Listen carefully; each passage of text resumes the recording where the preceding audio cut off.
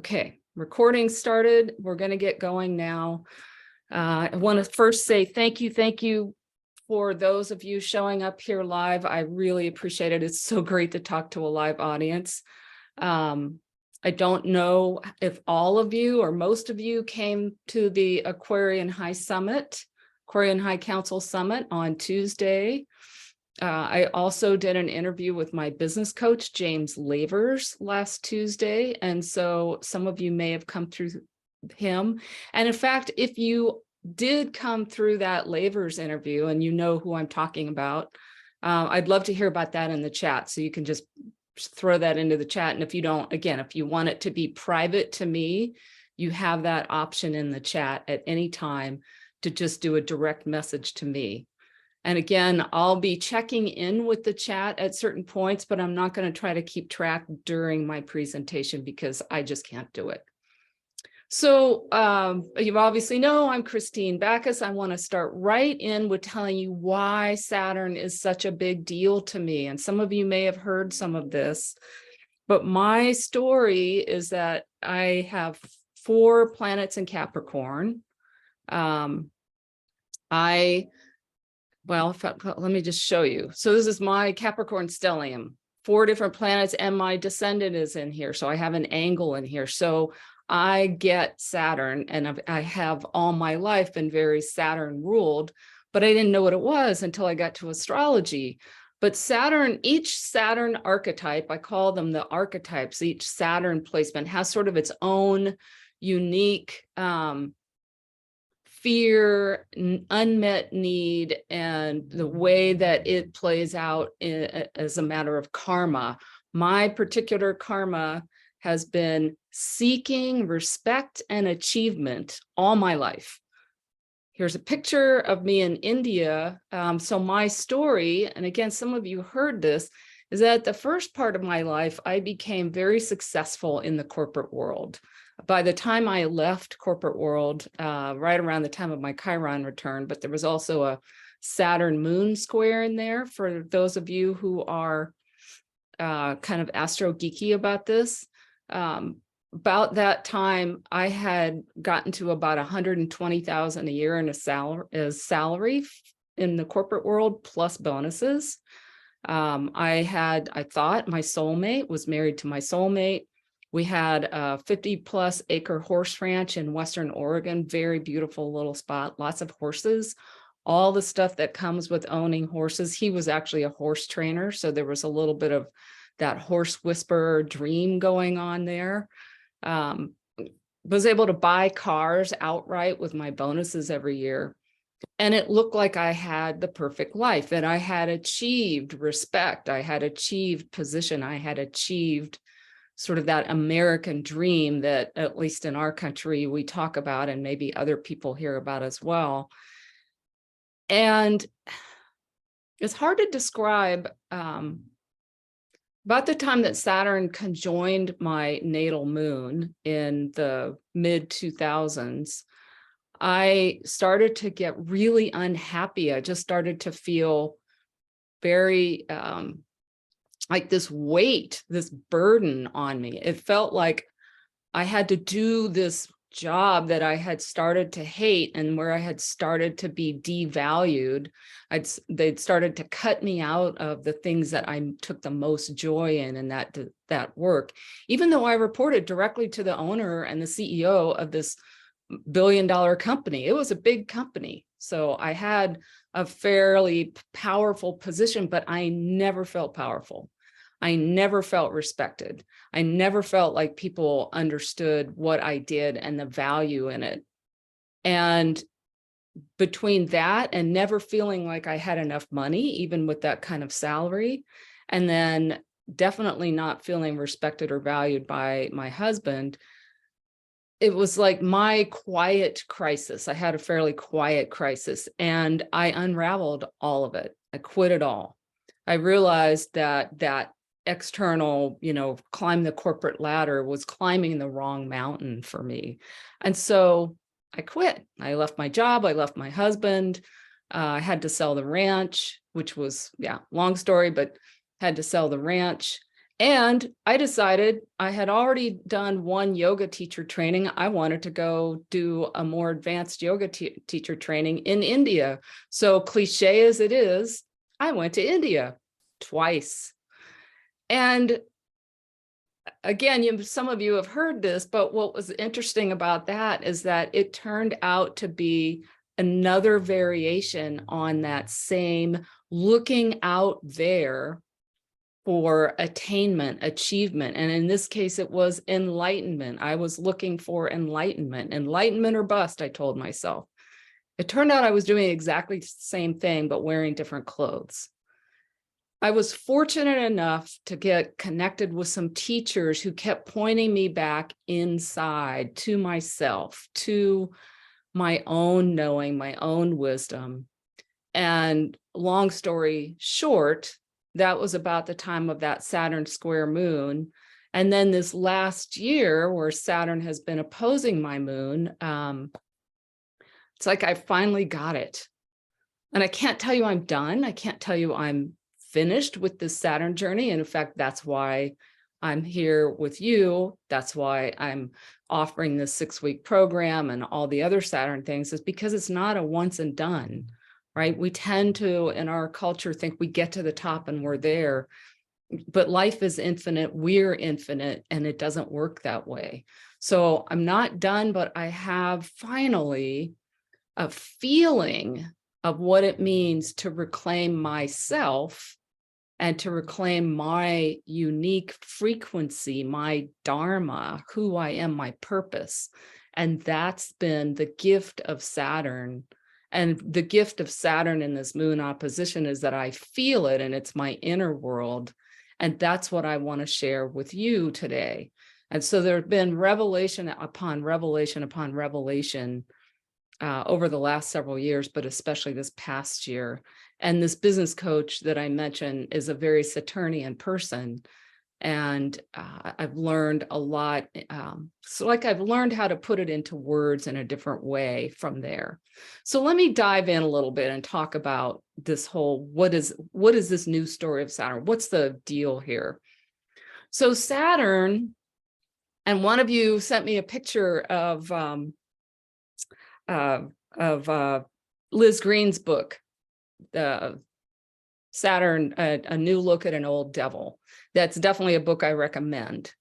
Liz Green has done some great work. Stephen Arroyo does some great work on Saturn as well. And I think I put I may not have. I'll try to remember to put those titles in the follow-up email so you can go check them out if you're interested.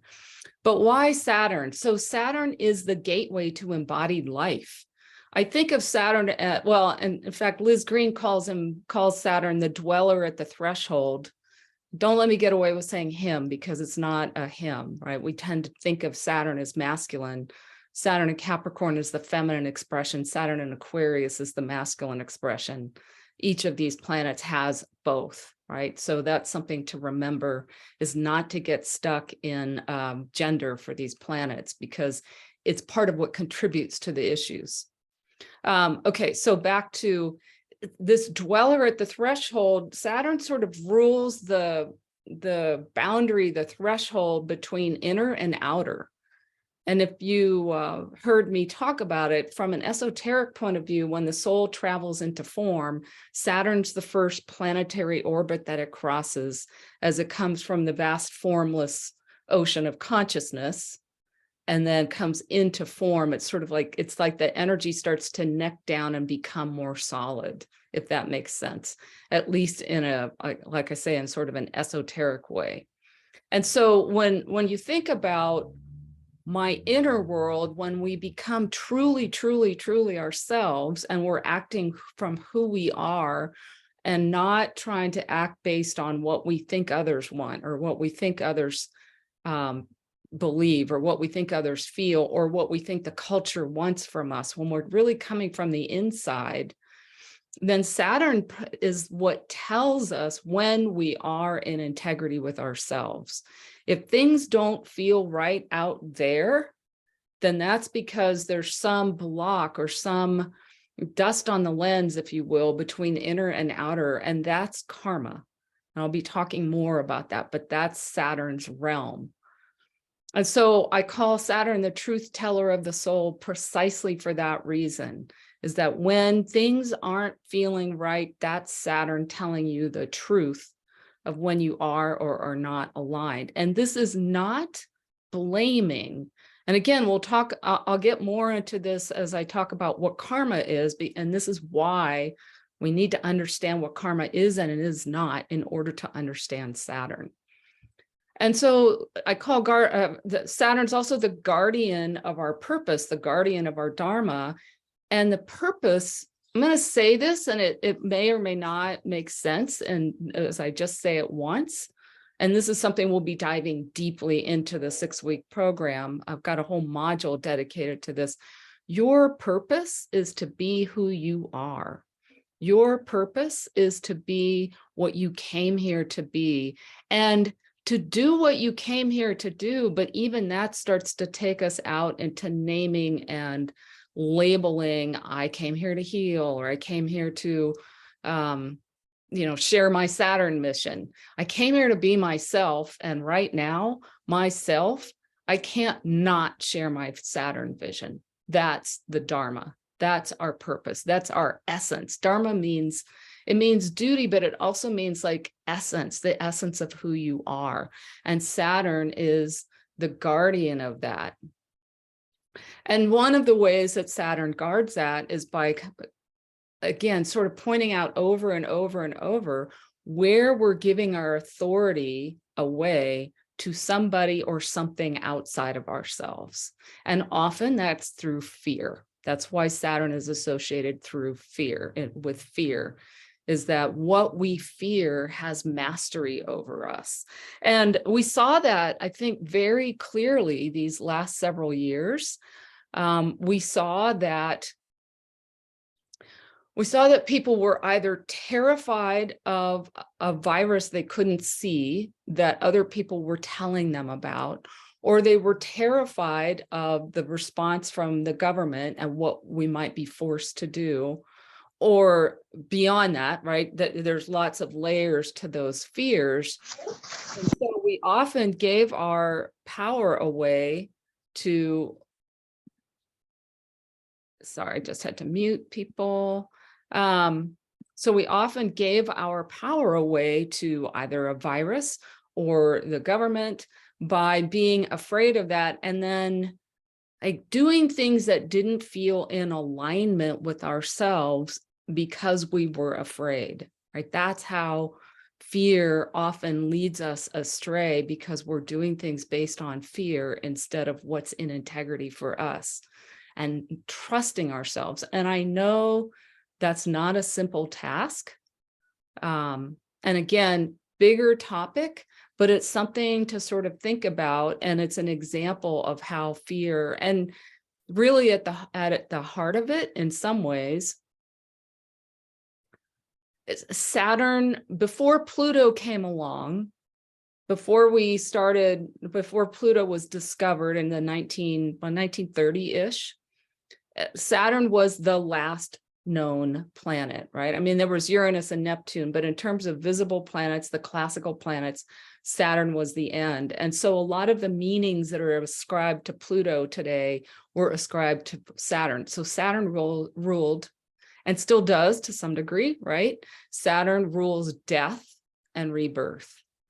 And Saturn has these slow moving cycles, almost 30-year cycles. So it governs sort of these phases of our lives. And Saturn rules death. Well, Saturn and Pluto together, as they came together in January of 2020, intense fear of death. And we see that havoc that fear of death played in our culture. And that's one of the ways of working with Saturn, is working with death. So again, we're going to keep going, but that's why Saturn, and what my sort of view of Saturn, and I want to talk a little bit more. So why now? We're at the turning of the ages. Again, if you were at the Aquarian Summit, you heard several talks about that. Daniel Jamario does a great job of explaining this turning of the times, turning of the ages. Whether we're in the age of Aquarius or not, we're coming into it, and Saturn rules Aquarius in the traditional realm. And again, if you're working with the planets that you can actually visually connect with, Saturn rules Aquarius, and Saturn rules that sort of what the age that we're coming into. We're coming out of an age of Jupiter and into an age of Saturn. And so I think the Saturn work is critical. And I think it's critical for those of us that have always maybe struggled to have what we want in life, whether that's money or a house or a partner, a good partnership. All of those things are in the human, physical, embodied realm, and they're all under Saturn's rulership. Now, granted, things like relationship, Venus plays a big part. And I'm not saying Saturn's the only planet, but I am saying that Saturn's the one that tends to be ignored, overlooked, or raises so much fear in people and distorted. Saturn is so distorted in our culture, and that's what I want to talk about next. The other thing I just wanted to say about the why now, Pluto coming into Aquarius on March 27th, I think it is, and Saturn has been at home in Capricorn and Aquarius now for about 5 years.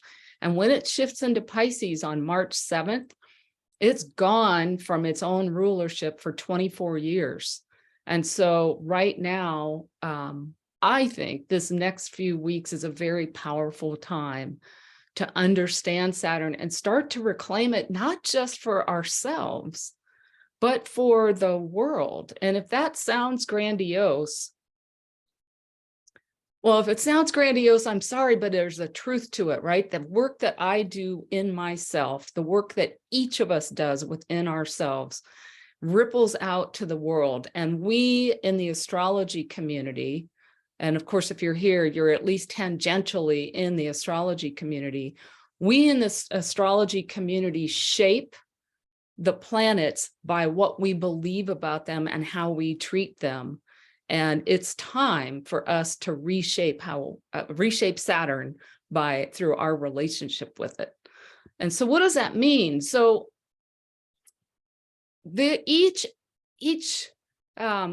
planet, and definitely each sign, has its own unique energy, right? We don't tend, unless you get into medical astrology or herbal astrology, where there's more talk about the energy of a planet. And if you are familiar with medical astrology at all, you may have heard of Judith Hill. You can go look up Judith Hill and look up her article on Saturn. She does a fantastic expose of how Saturn, she calls the balance wheel of the planetary pantheon. Saturn's energy balances excess in each of the other planets. And so from a pure energy standpoint, when we understand and we learn to feel in our bodies, get an intuitive sense for Saturn, then we can sort of clear out some of the stories and the distortions that come from our culture.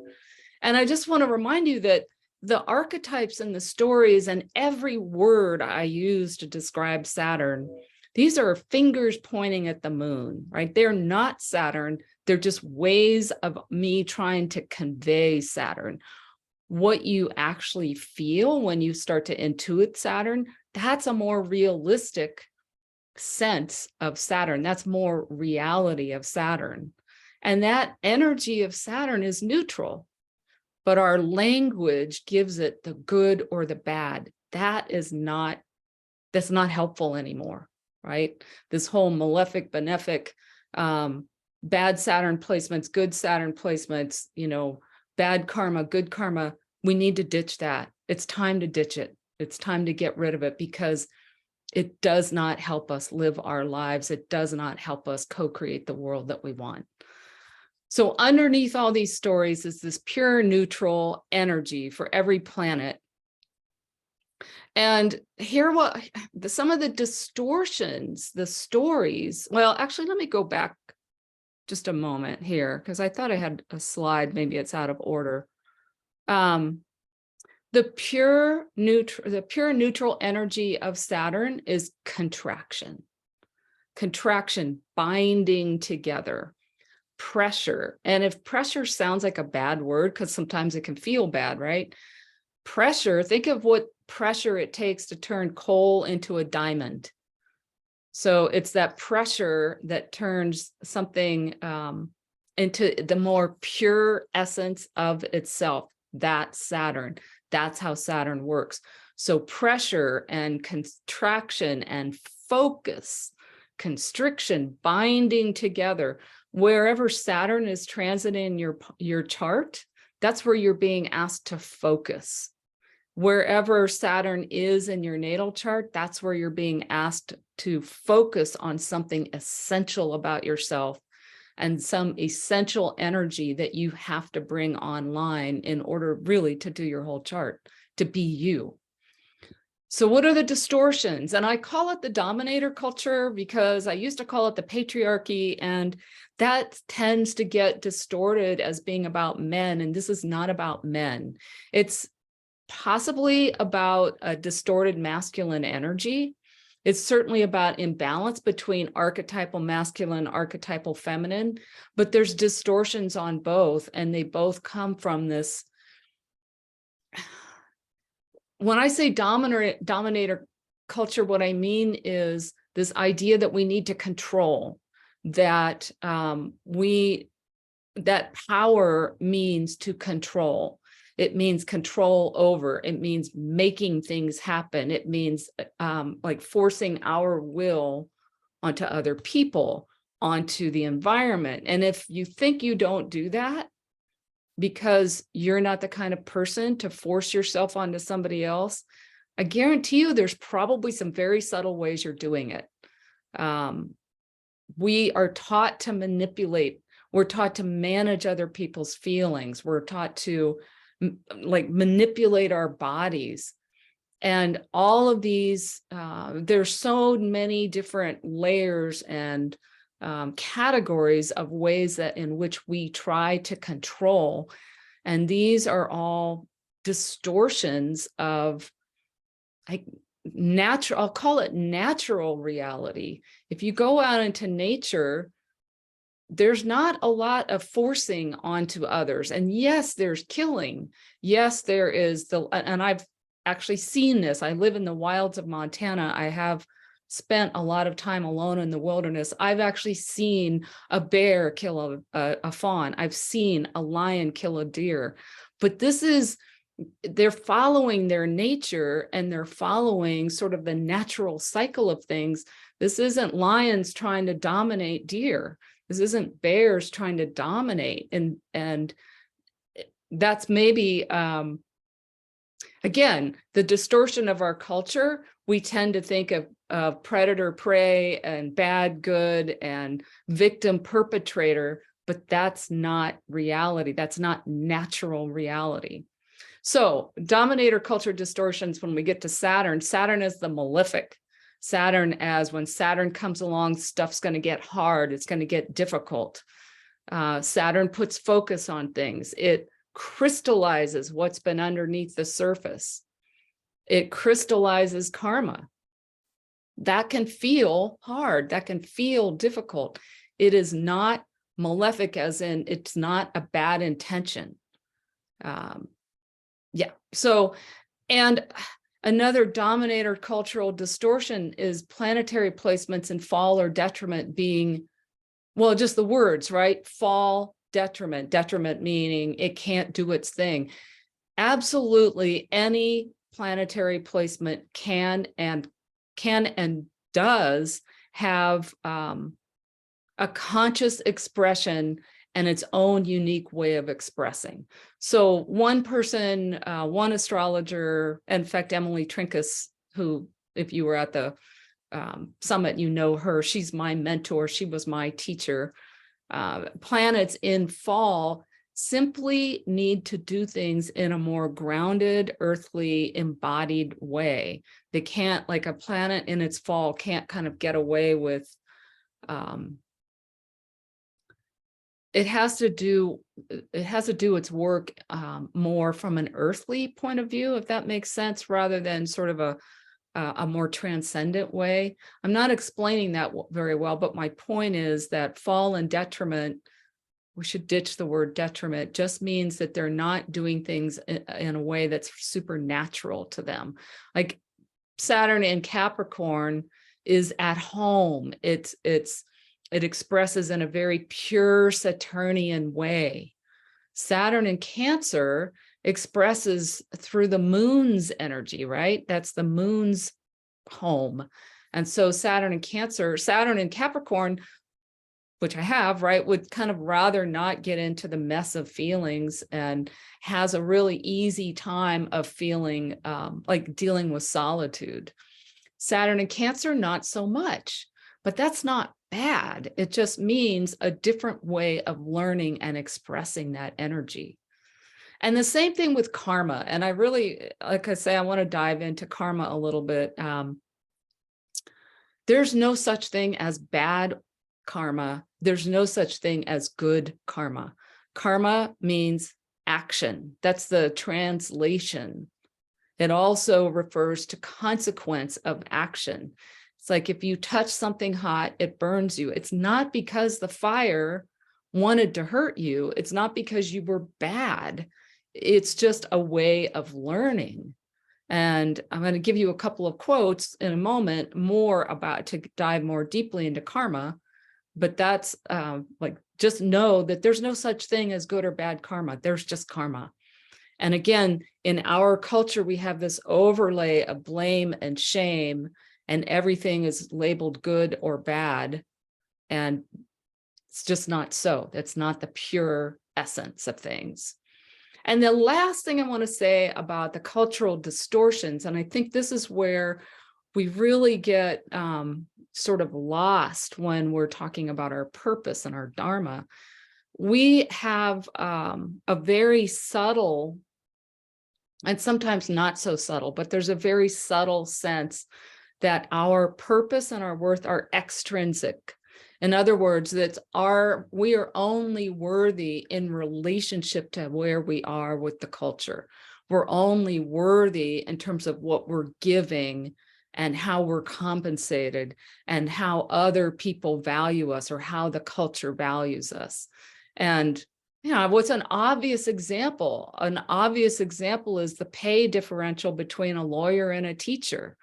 Do we really think lawyers are more valuable as human beings than grade school teachers? But yet it's very difficult to sort of extricate ourselves, especially if we're in those sort of undervalued professions, from feeling less worthy because the culture doesn't value us that way. So this is a dominator culture distortion. This is, you can apply this to race, you can apply this to gender, you can apply this to a lot of things. It's what does the external culture value? And are we sort of playing into that? And, how many people wanted to go to college or to school or to whatever to be an artist and were redirected to something that they could make a living at, right? Because this is what the culture values. And again, it's all based on what the dominator culture, it's almost like, in a way, it's what feeds the dominator culture. It's what feeds the cultural distortions as what's valued. And that's one of the distortions I think it's time to let go of. And it's through the Saturn work, at least in my world, that we can do that. I want to say a couple more things and then I'll take a break. So again, the old story, greater malefic, hard work is hard. I had a whole conversation with Emily on my podcast, the Natural Wisdom podcast, and we got into a very interesting discussion about what is hard work and does it have to be hard? And are we just making it hard? Saturn and Capricorn, I can make anything hard. Pressure, test, limitations, restriction, heaviness, fear, all of these are the old Saturn story. Saturn, when you get pre-Hellenistic, when you get like before, maybe even before dominator culture, although this is a Roman story, Saturn ruled the golden age. So in a way, I'm not asking us to tell a new story of Saturn. I'm asking us to reclaim some of the ancient story and bring it forward into our times as we try to reclaim our own golden age. So under the golden age, there were no laws, there was no conflict, there was no punishment, there was no fear. It was probably the truest definition of civilization. One astrologer called it a time of sincerity of the soul. And from a karmic perspective, this would have been when people were like totally aligned with their own soul and expressing from their own divine nature. They were at peace with the earth, at peace with the land, and the laws were on the inside. And I would say the laws and the worth and the purpose were on the inside. No need for external laws when people are living by the innate laws that we each hold. And of course, this requires us to give up the story that we're innately bad, which is our Christian, the sort of the Christian programming and conditioning and that sort of original sin concept. That has to go out the window for us to understand who we truly are and sort of reclaim ourselves. And this was a great quote in one of the articles, and this is from the 1500s. Paradise, and this may sound very familiar to some biblical quotes as well, right? Paradise is still in this world, yet humankind does not occupy it. That's almost straight out of the Bible. But here's what's so fascinating. For you see, this gold is locked inside Saturn. If you're familiar with alchemy, there's an alchemical twist here, an alchemical layer to this statement. So the new Saturn, and I want to reiterate this because, you know, listening to what you've been telling me, a lot of you are worried about your Saturn placements, like being responsible for hardship in your life. And I would say it's probably more like no one's ever helped you understand the gift in that Saturn placement.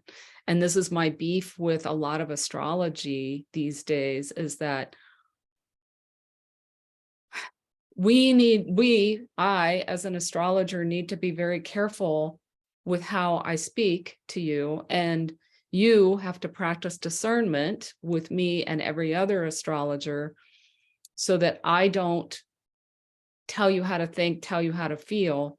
And if you're told by me or any other astrologer something that makes you feel worse about yourself, it's just wrong. Okay, it's just wrong. And there's a truth inside you that's telling you that something's not right. And the place to listen is inside, not out. So if you have my Saturn archetype book, you've already seen a little bit of how I've sort of structured Saturn and Saturn archetypes and how we work with Saturn. Meeting your fears and meeting your own unmet needs. Each Saturn placement, like my Saturn and Capricorn, and it may feel a little bit different for other Saturn and Capricorn, but mine felt like nobody ever respected me enough. Well, guess what? I can't find that out there. I have to find that in here, right? If you're somebody who feels like you never get enough respect, chances are you don't respect yourself. That's what I've discovered. And so again, it's coming in here and being respect. I have to be respect for myself. Insourcing your authority, becoming the author of your own life. And that is not about controlling your life. Like I can't promise anybody that they'll get more control over their life. What I can tell you is that in my Saturn work, I feel more at cause in my life. I feel like I have more agency in my life. And that includes things like money. That's been my sort of kryptonite. And in fact, I will probably put on a workshop just about karma and money sometime soon, because it's so prevalent in our community, well, in our world, because we have, again, so much karmic distortion around money. But that's a totally separate topic. And that's kind of one of my indicators, right? And And then commitment and responsibility is to yourself and to your unique essence, your dharma. That's the commitment and the responsibility of Saturn. And discipline is a word associated with Saturn, but it means being a disciple of yourself. Discipline comes from the word disciple, and we've used it for self-flagellation. Oh, I don't have enough self-discipline. That's how come I can't lose weight, make money, you name it. That's how come I can't do this, because I don't have enough self-discipline, or I'm not committed enough, or blah, blah, blah. Those are all ways that the culture has sort of put back on us, like made me feel like it's my own fault, when it's really a cultural distortion. And then the last thing I'd say about sort of like this new Saturn is that stop struggling against reality is what I wrote, because that's been my way of being, is like not wanting things to be the way they are, and so avoiding working with them as they are. But life is a process of co-creation. I'm not in control, but I have the ability to co-create. And again, this is going to be like at the heart of what I'm doing in the program that I'll tell you more about in a little bit. So I'm doing pretty well. I'm going to stop in a couple of minutes. As soon as I talk about karma, I'm going to stop, and I'll probably pause the recording so that people that want to come on and ask questions can do that. The people that don't want to be on camera, and I'll let you know about the recording, although I think you'll know when I turn it off and turn it on. So last thing I want to kind of dive into is the Saturn is the Lord of karma, right? That's one of Saturn's names.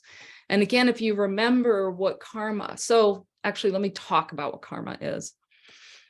Karma is, it's not, I did something bad in my past life, and so now something bad is going to happen to me. That is not what karma is. It is not punishment. It is not retribution. It is you sow what you reap, but not, the universe doesn't keep score in a one-to-one kind of thing, right?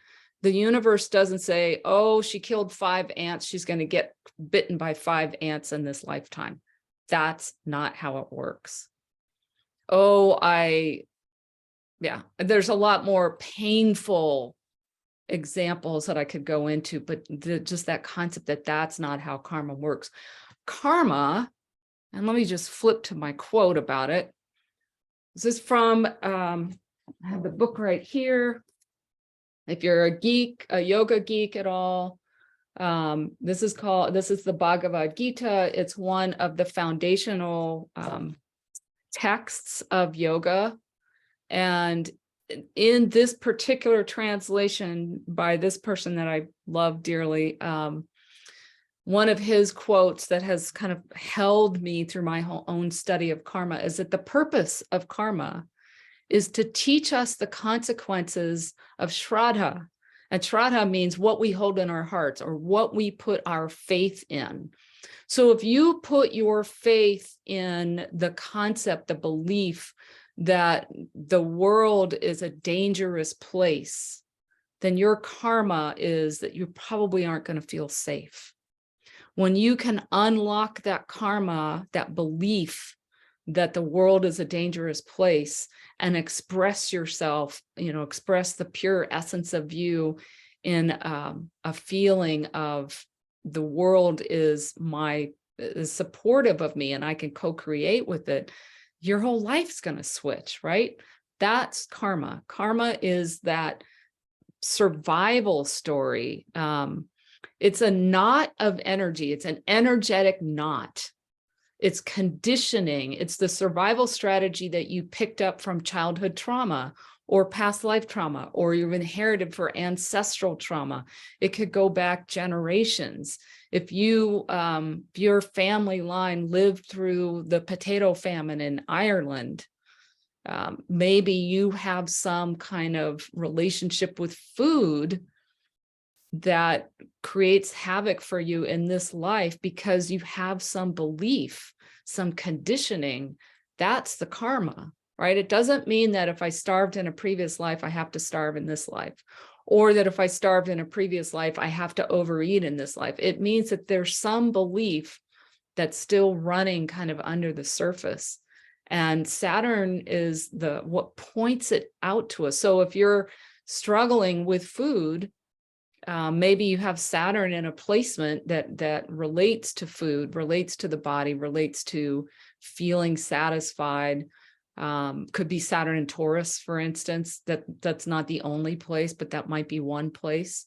Or maybe Saturn in the second house. It's pointing you to some kind of conditioning or belief or survival strategy from early childhood trauma, from past life trauma, from whatever, that it's pointing you to that so that you can find it, release it, and act more purely from yourself. One person, I think it's actually Stephen Arroyo, who calls karma dust on the mirror of the soul. And again, so I gave you that quote. And so I wanted to give a quick example, and I think I'm going to be on time. I wanted to try to keep this to 45 minutes so that I could tell you a little bit more about the program. One sort of overarching example of karma is that in a culture that misunderstands power and thinks that power is control over, then it's very difficult for us to own our power because we believe it's bad, because we have not seen it used appropriately very often. We don't have very good role models. True power is love in action. That's true power. Love you, right? Your essence is love in action. As human beings, we have not just the ability to take action, it's what we do as human beings. We act, we do. We are able to do things. And that's as by virtue of being physically incarnated, we act in the material realm. That's our true power. And in order to claim it and use it truly for the good of all, but certainly to the good of ourselves, it has to come from that place of pure desire, pure soul. And so again, there's very subtle ways that we try to control others, and then others try to control us. And this is an example of karma through our culture. And I guess another quick karmic example, and I talked about this in the podcast in one episode, is our belief that the body and soul are separate, and that the soul is contained or trapped, or whatever word you want to use. That sets up a whole cascade of karma around how we treat our bodies and how we treat the earth. And when you understand, and this is, if you've probably already heard me on the soapbox, if you've heard me in any of these earlier interviews, if you understand that the body is the soul in form, and if you're at all familiar with quantum physics, you know that things exist as both particle and wave. The soul is the wave, the body is the particle. It's a very crude way of probably taking a very complex subject, but the body is the soul in form. And so when we understand that, we treat the body with much more respect for its intelligence and much more respect for its divinity. Divinity is not separate from physical existence, but that's that's sort of like a whole nother topic. Okay, so practically, and this is in your Saturn archetype book, so I don't want to spend a bunch of time on it. Saturn in the different elements is going to show up a little bit differently, and the karma is going to be around slightly different things. We don't have time today to get into each one of the signs or each one of the elements and how Saturn shows up. In your archetype book, there is some description about that. And then, of course, you'll have your own intuition about that as well. So let me leave you with kind of the other half of this quote on karma from the same person, same book. Whereas the purpose of karma is to teach us the consequences of our beliefs and what we hold in our hearts. The whole purpose of every experience, every activity, every faculty is to turn each of us, each human being, inward and lead us back to our divine source. In my my view of Saturn, that's Saturn's purpose, is through material reality, our material experience, pointing us back over and over and over to our own souls. So I'm going to stop the share for a moment.